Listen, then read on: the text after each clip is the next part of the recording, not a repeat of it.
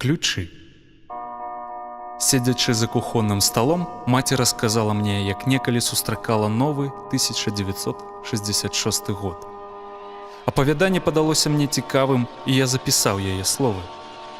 Пад Новы год пісьменнік Віктор Дайліда са Слуцка прывёз гуся. Я адмовілася гатаваць. Нават не хацела, каб у нашай кватэры збіраліся госці. Міруку яшчэ і паўгода не споўнілася. Вырашылі занесці гуся да Галі Стральцовай і сустракаць Новы год у яе. Галя паставіла гуся ў духоўку. У яе кватэры сабралася шмат народу. Прыйшоў Володя Караткевіч. Прыехаў Гардзіцкі з жонкай. Памятаеш Гардзіцкага? Ён у саюзе пісьменнікаў адказваў за сувязі з замежнымі краінамі. Дайліда быў таксама з жонкай. Я з тваім бацькам рэзала смажанага гуся. Мы сустрэлі Новы год і выйшлі на вуліцу. Наш бацька Чэсь узяў снежку і закінуў яе ў чужое вакно. На вуліцу павыскоквалі п'яныя мужчыны і пасунуліся да нашых біцца. Міша Стральцоў смяяўся. Наш бацька рабіў выгляд, што ён не мае ніякага дачынення да кінутае ў вакно снежкі. Гардзіцкі з Караткевічам крычалі, што яны ўсіх адлупяць, калі справа дойдзе да сапраўднай мужчынскай бойкі. Ніхто тады не пабіўся. Усе вярнуліся даядаць смажанага гуся. Я пайшла да Мірыка, легла і заснула. Пасярод ночы прачнулася, бо нехта корпаўся ў нашым замку. На пляцоўцы стаяў наш бацька і Володя Караткевіч. У бацькі быў ключ ад кватэры Караткевіча, а ў Караткевіча ад нашай кватэры. Як і калі яны памяняліся ключамі, не зразумела. Раніцай бацька спытаў, ці чула я, як ён прыйшоў. Тады я пераканалася, што таямніца з абменам ключоў застанецца неразгаданай. Апавяданне. Тата расказваў, што ў маладосці ён вырашыў напісаць 100 апавяданняў. Калі хоць бы адно з сотні надрукуюць, буду пісьменнікам. Сваё першае апавяданне ён паслаў у беластоцкі тыднёвік «Ніва». І за гэта тату выключылі з універсітэта.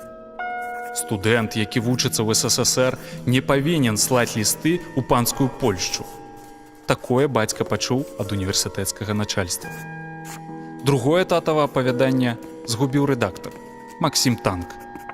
Здавалася, трэба скарыцца і кінуць пісаць, але бацька верыў у сябе. Недарма верыў, бо ягоныя ўнукі вывучалі татавы ўзорныя апавяданні ў школе. У мяне з літаратарствам было крыху інакш. Я задумаў напісаць 10 апавяданняў, каб стаць прафесійным пісьменнікам.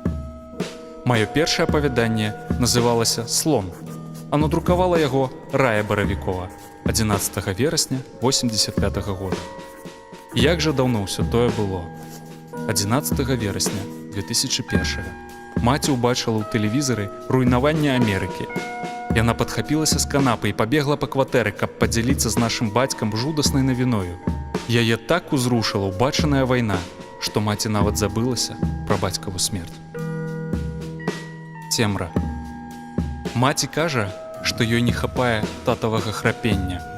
Яно яе раздражняла. Шмат начэй яна з-за таго храпення не магла заснуць.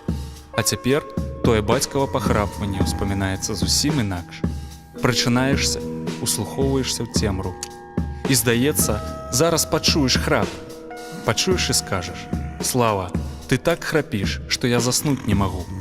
Ён прачнецца, павернецца на другі бок і скажа: «Ніна, ты адразу не засынай, бо тады я з-за твайго храпення да раніцы спаць не буду.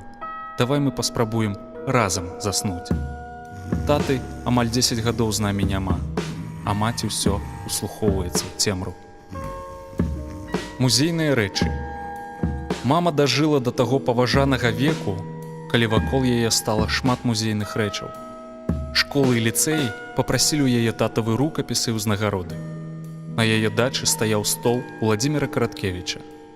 У фотоальбоме былі арыгінальныя здымкі Івана Мележа і Міхася Стральцова. Калі ўсе гэтыя музейныя рэчы зрабіліся запатрабаванымі, мама і пакінула нас. Віншаванне. Маці, першы чалавек, хто раніцай віншаваў мяне з днём нараджэння. Гэтага страчанага назаўсёды віншавання мне будзе моцна не ставаць. Заўсёды.